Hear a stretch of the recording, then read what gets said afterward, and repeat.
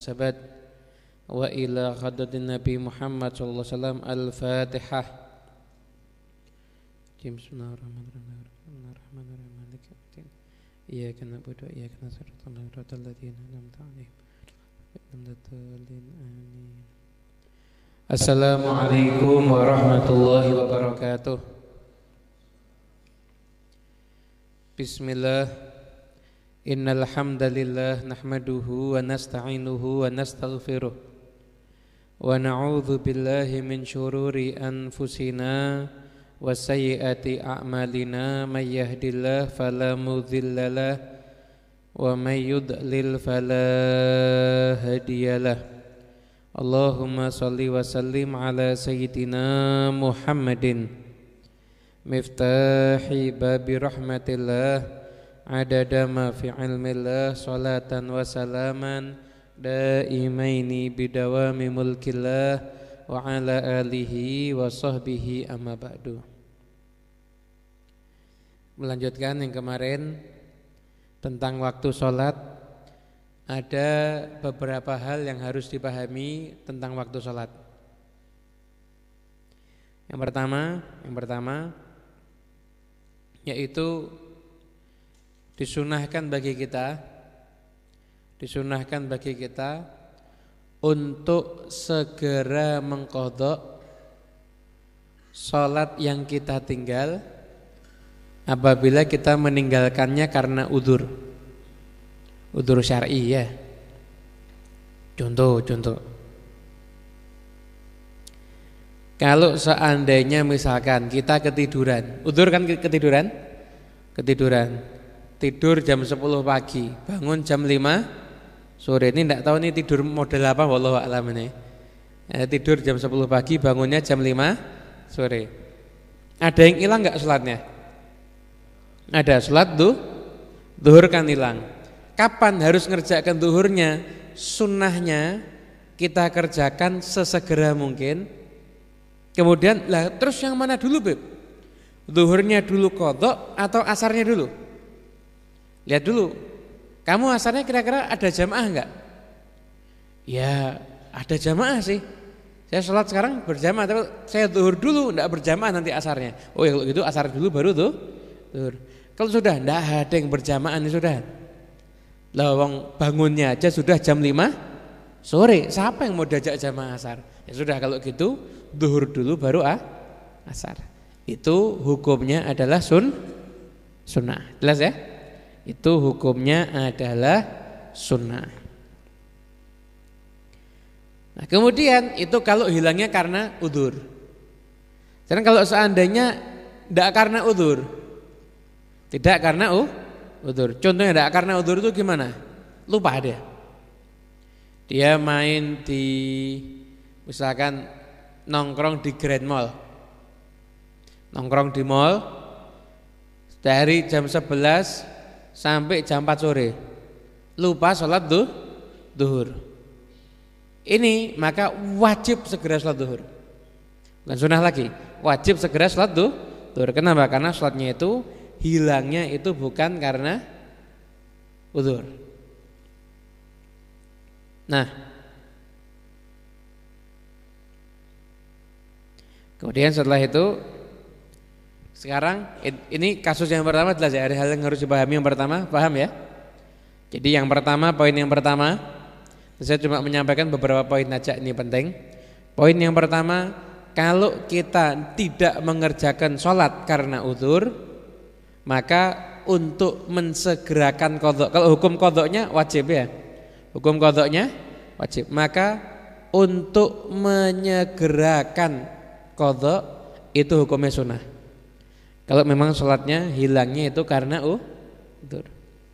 Tapi kalau seandainya ini sholat hilangnya bukan karena udzur, karena keteledoran, termasuk juga kasusnya kalau begini. Jadi dia tidur jam 10 pagi tadi itu, jam 1 bangun, lilir lihat jam. Tahu dia waktunya sholat zuhur, 5 menit lagi lah. Tidur lagi. Dan dia bangunnya sudah masuk waktu asar. Ini termasuk bukan karena udzur juga ini. Dia bangun kok. Dia bangun. Apalagi malah bisa jawab telepon sama jawab SMS. Tambah bukan udzur lagi gitu. Jelas ya? Nah, ini poin yang pertama.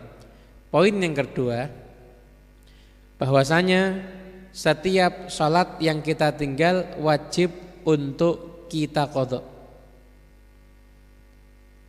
Dan dikatakan bahwasanya kalau seandainya kita masih punya tanggungan qadha, maka tidak boleh kita sibuk dengan sholat sunnah sampai kita menyelesaikan qadha kita. Ini pendapat mayoritas ulama ahli fikih. Sebagian ulama diantaranya Habib Abdullah bin Alwi al-Haddad beliau mengatakan tidak apa-apa dah sholat sunnah. Yang lain sampai ada yang mengatakan haram loh. Yang lain mengatakan haram sholat sunnah kalau masih punya tanggungan qadha. Kalau Habib Abdullah al-Haddad mengatakan tidak apa-apa sholat sunnah boleh. Sunnah itu boleh. Ya. Nanti ada yang mungkin ada yang akan nanya, loh, bukankah sunnah itu menambal yang wajib? Berarti kalau yang wajib bilang enggak usah kita qadha, kan nanti bisa ditambal dengan sunnah. Nah, posisi sholat sunnah menambal yang wajib itu nanti di akhirat.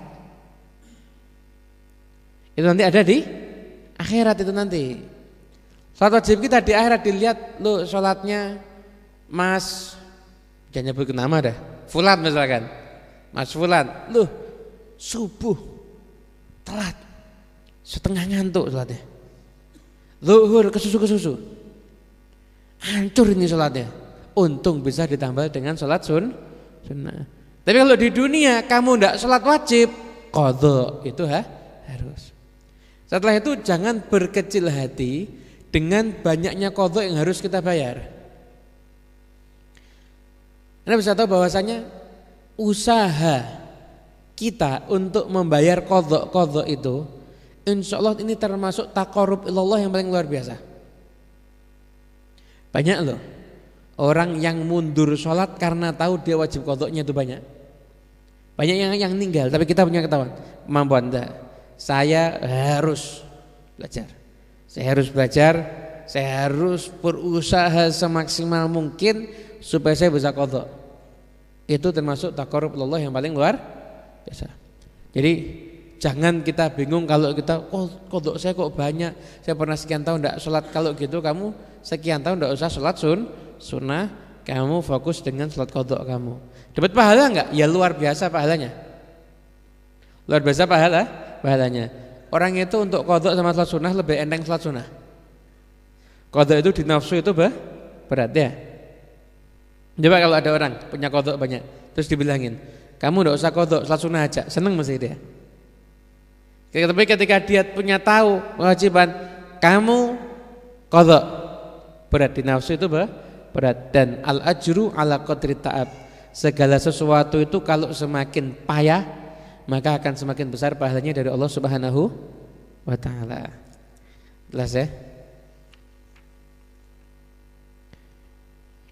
Ini ini sudah. Ini poin yang kedua sudah. Poin yang berikutnya. Yang ini paham insyaallah ya. Nanti kalau tidak paham bisa ditanyakan. Poin yang berikutnya, yaitu ada waktu-waktu tertentu di mana di waktu itu diharamkan bagi kita untuk mengerjakan sholat. Ada waktu-waktu tertentu yang mana di waktu itu diharamkan bagi kita untuk mengerjakan sholat.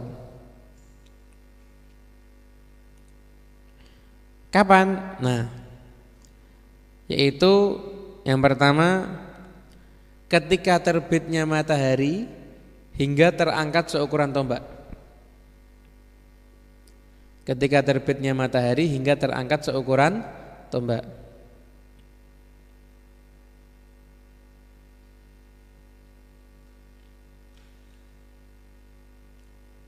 Yang kedua, ketika waktu istiwa hingga tergelincirnya matahari. Istiwa itu kapan? Matahari pas ada di tengah kepala kita, atas kepala kita persis, namanya istiwa. Kecuali hari Jumat ya nih, kecuali hari Jumat tidak ada keharaman sholat di situ. Yang ketiga, ketika langit menguning sampai terbenam matahari.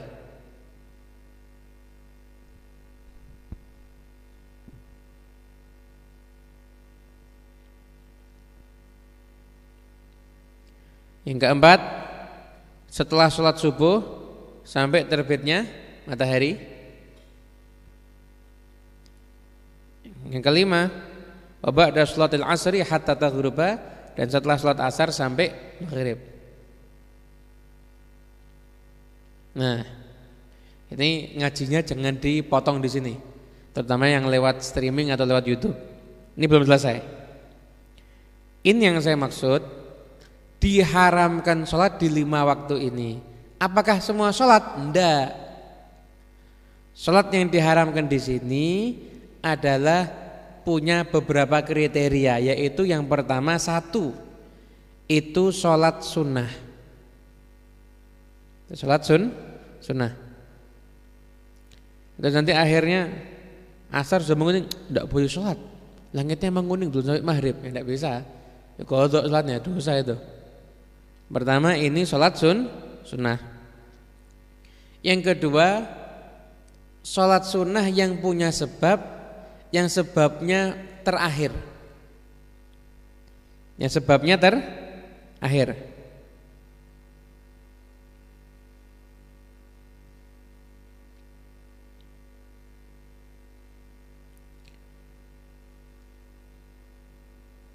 Sebabnya terakhir. Ya, jelas ya? Nih, keterangan sekarang. Ada 5 waktu. 5 waktu ini yang 3 hubungannya dengan alam, yang 2 dengan perbuatan. Setelah subuh itu dilarang sholat sampai terbit matahari. Dan setelah terbit matahari sampai terangkat seukuran tombak. Terangkat seukuran tombak itu berapa? Seukuran tombak itu berarti terangkat 4 derajat. Per derajatnya itu 14 menit. Per derajatnya itu 4 menit. Dari 4 kali 4 itu 16 menit. Kemudian matahari pas di tengah-tengah kita. Setelah itu ketika setelah asar langit menguning sampai maghrib. Nah, yang haram itu sholat yang sebabnya terakhir. Sholat yang sebabnya terakhir.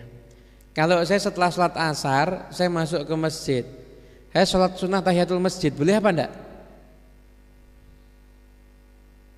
Jangan bilang boleh dulu, atau jangan bilang enggak dulu, pelajari dulu. Sholat sunnah tahiyatul masjid, itu sebabnya apa? Masuk masjid. Kira-kira sholat dulu baru masuk masjid, atau masuk masjid dulu baru sholat? Masuk masjid dulu baru sholat ya? Masuk masjid dulu baru sholat, ya kan? Nah, kalau masuk masjid dulu baru sholat, berarti kan sebab dulu baru sholat.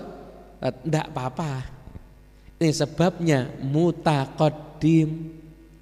Ini sebabnya ada di awal. Jelas ya? Atau sholat qadha misalkan. Kira-kira orang itu hilang dulu sholatnya baru diqadha atau qadha dulu baru hilang? Ya hilang dulu baru qadha, ya. Hilang dulu sholatnya baru qadha. Nah, sholat yang hilang itu macam-macam. Bisa jadi sholat wajib itu juga wajib diqadha, sholat sunnah juga sunnah untuk diqadha.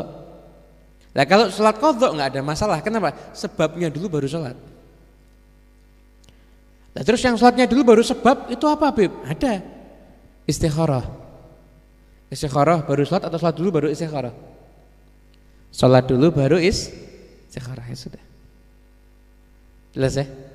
Sholat dulu baru istikharah, berarti sholat dulu baru sebab. Ini sebabnya mutaakhir. Nah, di 5 waktu tadi enggak boleh. Di 5 waktu tadi itu enggak boleh. Atau Salat sunnah ihram. Dan yang belum umrah segera umrah insyaallah. Salat sunnah ihram itu kan kita salat sunnah dulu, kemudian baru kita niat ihram ya kan. Nah, kan salat dulu baru sebab. Lah ini di 5 waktu tadi itu tidak boleh untuk dikerjakan. Jelas ya? Bisa dipahami? Nah, ini masalah waktu salat. Kemudian ini poin yang ketiga tadi ya. Sekarang poin yang keempat. Nah, sebelum poin yang keempat, saya minta kopi apa teh, enggak apa-apa dah. Yang ada di situ apa Mas? Teh, enggak apa? Minta. Ya, yang ada di situ aja. Dosa dibuatkan. Suen. Ya.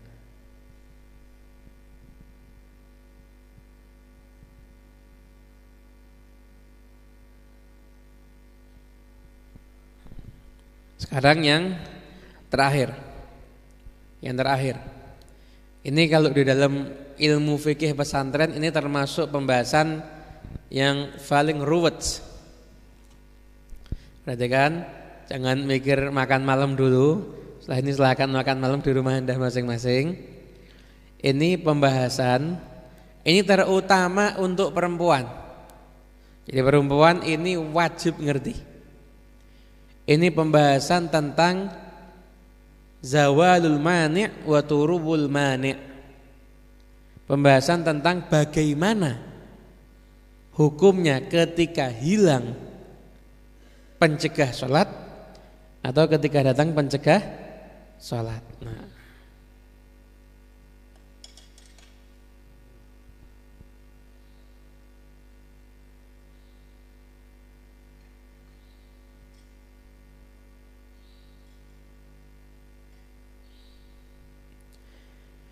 yang pertama, bagaimana kalau seandainya ada anak kecil balik, padahal di waktu sholat. Anak kecil wajib sholat enggak? Enggak. Balik jam 1 siang. Gimana? Orang gila wajib sholat enggak? Enggak. Sadar jadi waras jam 1 siang. Orang kafir masuk Islam jam 1 siang. Wajib sholat enggak? Sebelumnya kan enggak wajib kan? Terus masuk Islam jam 1 siang. Atau perempuan yang haid, dia suci jam 1 siang, masih di dalam waktu zuhur sebelum keluar waktu zuhur jam 1 siang kan? Gimana? Apakah dia wajib sholat? Dia wajib mengerjakan sholat zuhur itu. Dia wajib mengerjakan sholat zuhur itu dia wajib. Dan sholat zuhur itu wajib dia kerjakan. Jadi kalau dia suci atau misalkan sembuh atau anggap yang paling sering kan suci dari haid ya kan. Orang insyaallah di sini enggak ada berhubungan dengan kegilaan dan lain sebagainya ya. Jadi kalau sampai ada dan juga anak kecil itu biasanya sebelum balik juga sudah sholat. Perempuan suci dari haid jam 1 siang, maka dia wajib mengerjakan sholat zuhur. Terus gimana seandainya ada perempuan suci dari haid, anggap masuk waktu asar jam 3, suci dari haidnya jam 14.55, kurang berapa menit? 5. Lah 5 menit ini untuk dia mandi sholat nututi apa enggak? Enggak. Pertanyaannya, apakah wajib sholat zuhur? Wajib. Wajib sholat zuhur. Paham ya? Wajib sholat zuhur. Sholat zuhurnya dengan niatan qadha. Nah, ini karena zuhur dan asar itu satu waktu darurat. Kan ada kalanya kalau darurat seperti musafir, zuhur dikerjakan di waktu asar boleh, asar dikerjakan di waktu zuhur juga boleh. Kalau sampai ada perempuan sucinya di waktu asar, maka dia harus mengerjakan asar dan juga zuhur. Kalau seandainya terbenam matahari jam 18.00, jam 17.55 dia suci dari haid. Dia suci daripada haid. Dia suci daripada haid. 5 menit untuk mandi sholat cukup apa enggak? Enggak. Yang wajib diqadha sholat apa? Asar dan juga zuhur. Zuhurnya juga wajib. Ini juga perumpamaan berlaku ketika sholat maghrib dan kalau perumpamaan sucinya di isya, maghribnya juga ikut diqadha. Sucinya isya menjelang subuh suci, tapi itu masih di waktu isya, maka diwajib qadha salat isya dan salat maghrib. Bisa dipahami? Jelas ya? Alhamdulillah. Yang berikutnya, ada seorang wanita jam 12 masuk waktu zuhur azan. Jam 12 lebih 5 menit itu kemudian dia datang tamu bulanannya.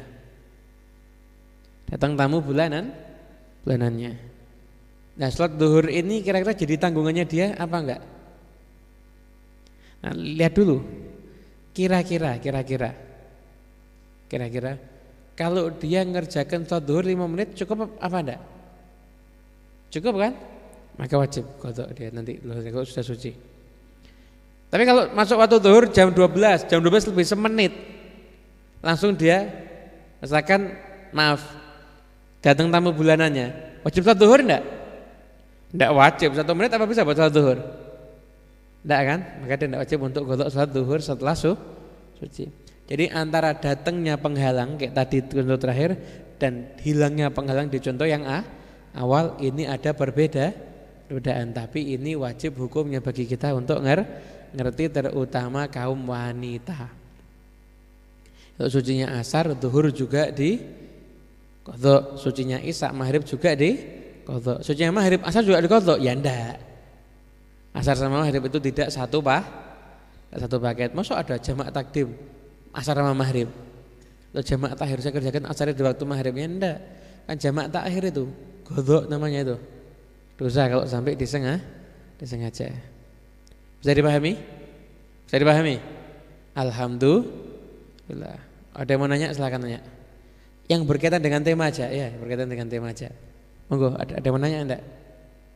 Silahkan bertanya.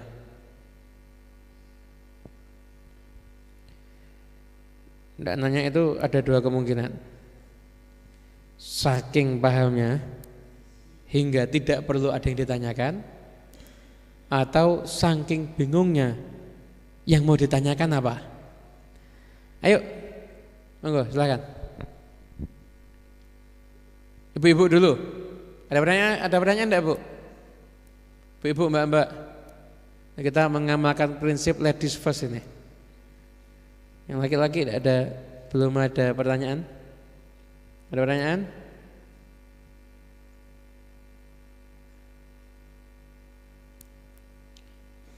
Monggo silakan. Ibu-ibu, bapak-bapak,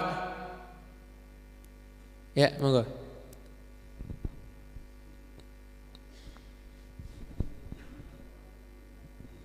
Ya.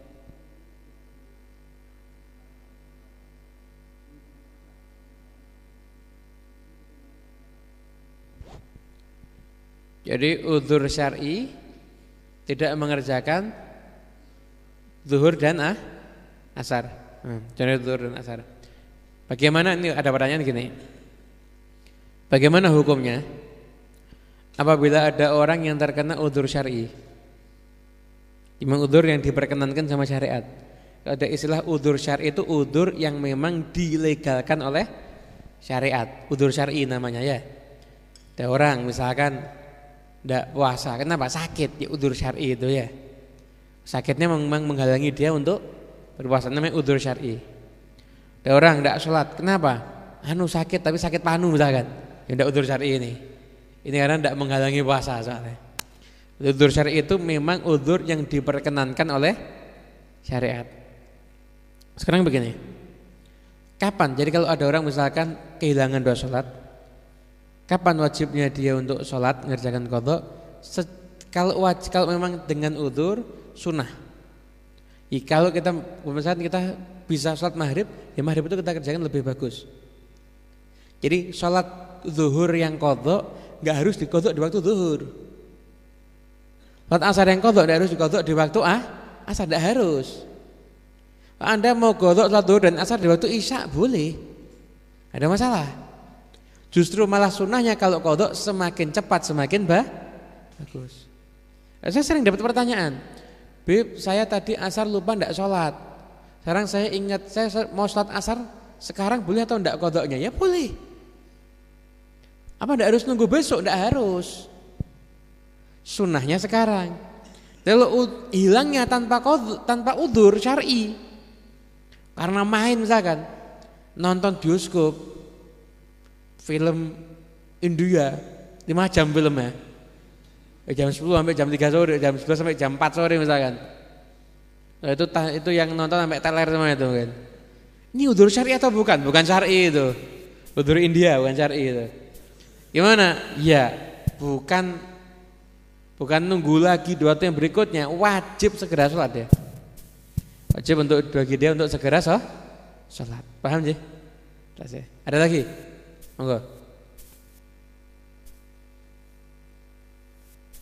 Monggo silahkan. Ya, Mas Son. Ya, nih, Don.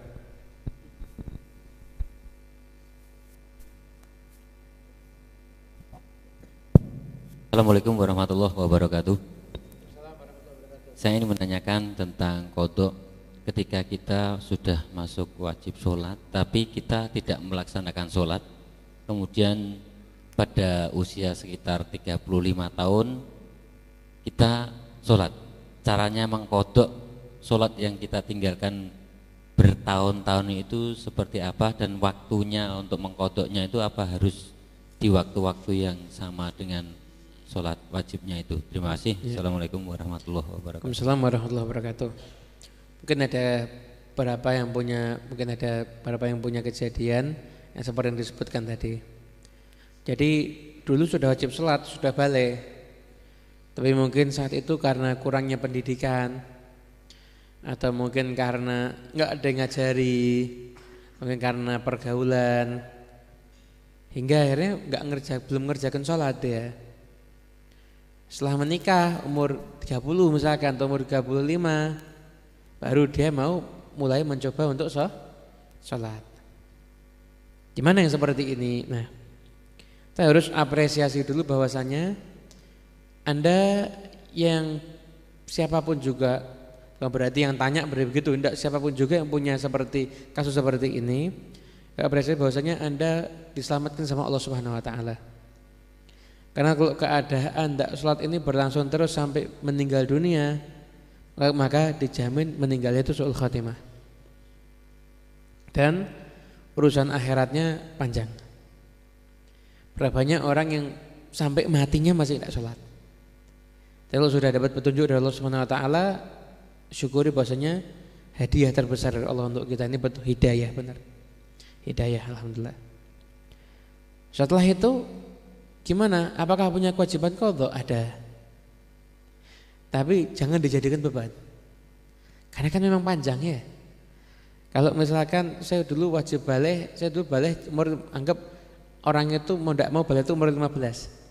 Saya dulu balik umur 15. Belum ya, sudah 20 tahun. Sudah gini aja, selama 20 tahun enggak usah salat sunnah. Yang qobliyah ba'diyah enggak usah, cukup dikerjakan salat qadhanya aja. Habis subuh lagi boleh. Zuhur lagi boleh. Mungkin zuhurnya sibuk, ya sudah habis subuh dan zuhur. Apa nanti kan tidak bisa. Asar, maghrib, kemudian isya. Terus gitu. Sama 20 tahun.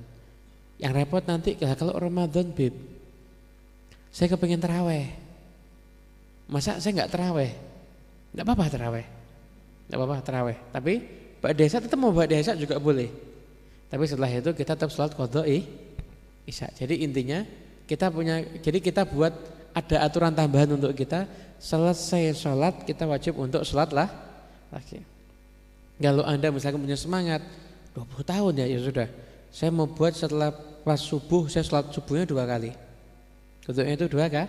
Berarti tidak usah 20 tahun, 10 tahun cukup. 10 tahun itu cukup. Dan semua sholat yang Anda kerjakan itu sarana pendekatan diri kepada Allah Subhanahu wa taala. Kalau Anda sudah mau capek demi Allah, maka tidak mustahil Allah akan membahagiakan kehidupan kita dengan sebahagia mungkin, dengan senikmat mungkin di dunia dan ada di akhirat nanti. Cuma memang kita ketika menyikapi ini jangan, ini terutama ini kan insyaallah yang ada di sini kan insyaallah calon orang-orang yang akan berdakwah di kampungnya masing-masing. Kita jangan jadi ekstrim yang terlalu kenceng atau terlalu longgar. Kenceng. Yo ngono yo kodok suwe 20 tahun umurmu piro saiki? Oh wis umur 55 rasakno. Kodok lho kuwi. Papat. Udah kuwi salat 8 rakaat kowe. Pondak dengkelen gue sikilmu umpama gitu. Jangan ngawur itu. Harus bertobat, jangan gitu. Atau jangan terlalu longgar, enggak apa-apa, enggak usah kodok. Ya jangan. Tanggung jawab di akhirat ya. Ya bisa, konsekuensi itu. Konsekuensi, bisa, jalani aja. Tapi yang menyampaikan dengan penuh motivasi. Cuma 8. 4 leren sebentar, wiritan, 4 lagi kecil. Enak tau gitu. Gaya ngomong itu mempengaruhi ya. Gaya ngomong itu mempengaruhi. Itu ketika di pondok, pernah itu ketika rapat itu rame. Anak-anak itu rame. Kalau dibilang jauh boleh main, repot. Anak pondok. Anak pondok itu semakin dilarang semakin nantang kadang-kadang. Ganti bahasa gini, mainnya jangan sekarang. Enak mana? Tidak boleh main, jangan main atau mainnya jangan sekarang. Sama aja kan? Yang jelas itu saya tidak mau terganggu lagi. Tapi dapat nggak yang saya inginkan? Dapat. Bahasanya menyakitkan hati apa enggak? Enggak. Ya sudah. Di pemilihan bahasa itu penting. Jelas ya. Ada lagi? Ya. Monggo.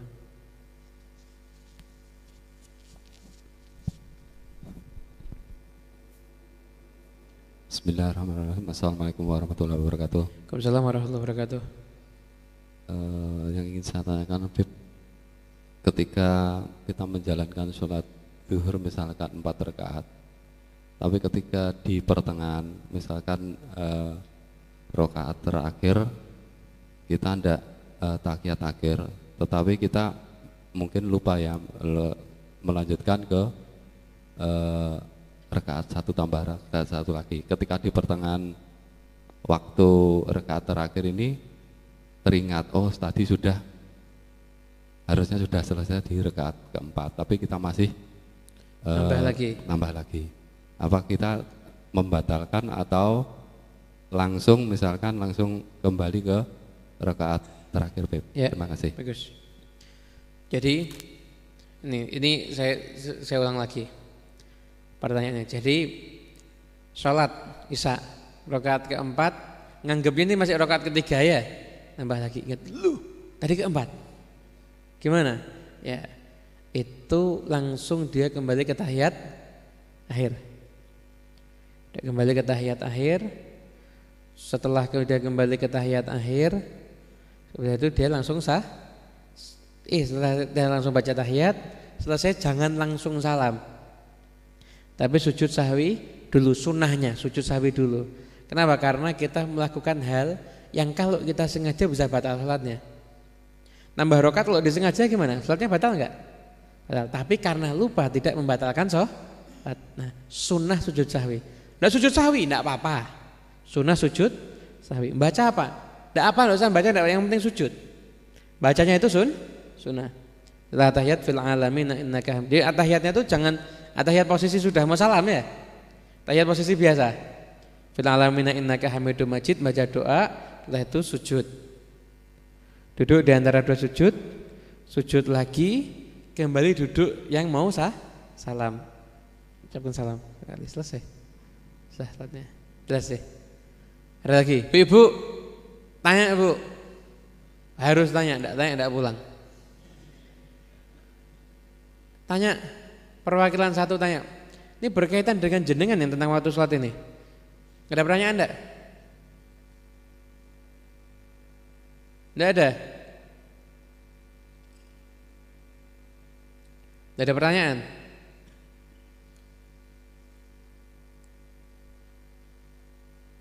Enggak ada pertanyaan? Yang lagi? Ya, monggo.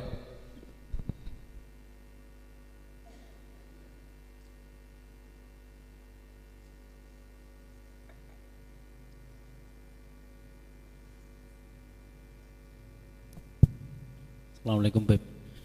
Yang saya tanyakan adalah ketika seorang itu wudu terus duduk menunggu sholat itu terus ngantuk Beb. Itu berjalan terus gitu Beb. Jadi setiap waktu sholat demikian. Demikian sudah nanti sholat selesai itu enggak kembali ngantuk dah gitu.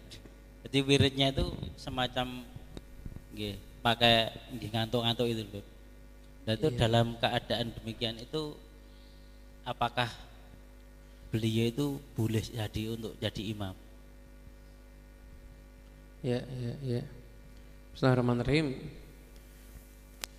Syaratnya untuk jadi imam itu sebenarnya yang patut jadi imam ya, kriterianya panjang terusnya. Cuma ada antaranya ya bacaan yang penting ya, ngerti agama. Jangan asal imam angger tuwek terus suruh jadi imam semuanya. Tahu agama, tahu yang membatalkan sholat, rukun tauhid itu, bisa bacanya, bisa bacanya. Faktor pelengkap, tua, alim, disenangi, ganteng, termasuk itu. Ada dua orang menjadi imam, suaranya podo, enaknya, alimnya sama, umurnya sama. Yang satu lebih ganteng, yang satu dipilih untuk jadi imam. Itu termasuk kategori jadi imam ya. Gimana kalau dia ngantuk-ngantuk? Asalkan ngantuknya tidak ngerusak salat tidak apa-apa. Saya sampai waladhdallina min tim. Nah baca surat misalkan ya. Ini jangankan jadi imam, jadi makmum aja harus diingatkan ini. Apalagi jadi imam. Asalkan ngantuknya tidak ngerusak sholat tidak apa-apa. Tapi kalau bisa cepat atau lambat, ini sudah kurang gizi ini modelnya. Cepat atau lambat itu pasti nanti akan merepot. Mungkin dianya sendiri juga akan kerepotan. Maka sebaiknya diganti dengan yang lainnya. Tapi selama sah atau enggak, selama ngantuknya tidak merusak, maka ini hukumnya adalah sah. Jelas ya.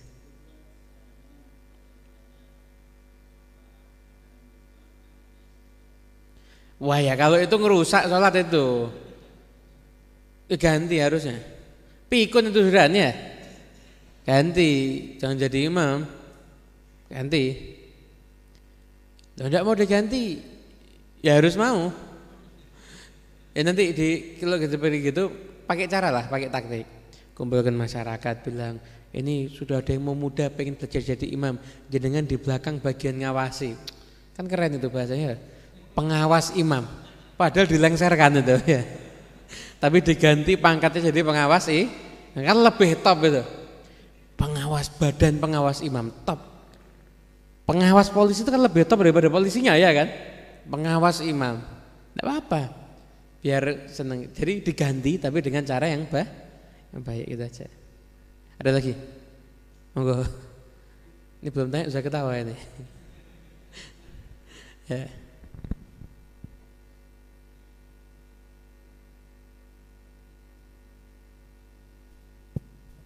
Assalamualaikum warahmatullahi wabarakatuh. Waalaikumsalam warahmatullahi wabarakatuh. Bib, kalau imamnya selalu salah membaca dalam satu surat yang di akhirnya selalu salah membaca, itu kita sudah mengingatkan dan terus terulang seperti terus, nggak bisa dirubah itu gimana, Bib? Makasih. Gimana?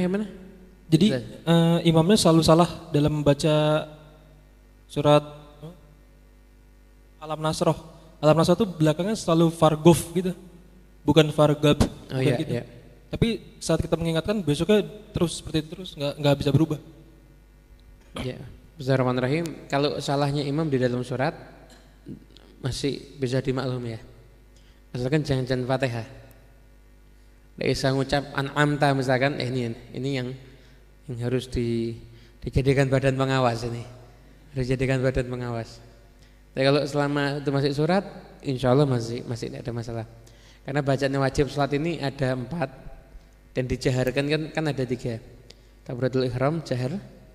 Dan setelah itu Fatihah jahar, salam juga dan tasyahud ini wajib tapi kan tidak dilafadzkan. Selama imamnya itu 4 hal ini bisa, maka tetap sah dia menjadi imam gitu. Ada lagi ya? Ada lagi? Ibu, kembali ke ibu lagi. Tidak ada? Alhamdulillah, alim semuanya insyaallah. Ustadzah semuanya, alhamdulillah langsung paham. Rasa cukup ya? Wa naftah alaina wa alaikum futuhal arifin fikihna yakum fiddin wa alimna wa iyyakum muta'awil wa hadina iyyakum ila sawa'i sabil rabbana hab lana min azwajina dhurriyyatina qurrata a'yun waj'alna muttaqina imama rabbana atina fid dunya hasanah wa fil akhirati hasanah wa qina adzabannar wa sallallahu alaihi alamin bisirril fatihah. Bismillahirrahmanirrahim. Bismillahirrahmanirrahim. Maliki yaumiddin. Iyyaka na'budu wa iyyaka nasta'in. Alladzina an'amta 'alaihim ghairil maghdubi 'alaihim. Amin. Bismillahirrahmanirrahim. Humma salli wa sallim ala sayyidina Muhammadin miftahi babi rahmatillah fi ilmillah salatan wa salaman daimaini bidawami mulkillah hadhihi wa sahbihi. Allahumma ij'al fi ta'atika farahi wa sururi fi mardatika jami'a umuri. Allahumma ya alim bihalati wa mutali ala sarairi wa niyati iqdi jami'a hajati waghfir dhunubi wa sayyiati wa tajawaz an khati'ati wa zallati wa taqabbal jami'a hasanati samihni fima madha wa ma yati waktubni fi diwani sadati wasluk bi sabila najati fi hayati wa mamati. Allahumma inni tami'un fi atak raghibun fi ridhak mustaslimun li qadhak faktubni min awliyak wasluk bi sabila hudak ni bi asfiyak wa sallallahu ala sayyidina Muhammadin wa ala alihi wa sahbihi. Alhamdulillahi rabbil alamin. Wassalamualaikum warahmatullahi wabarakatuh.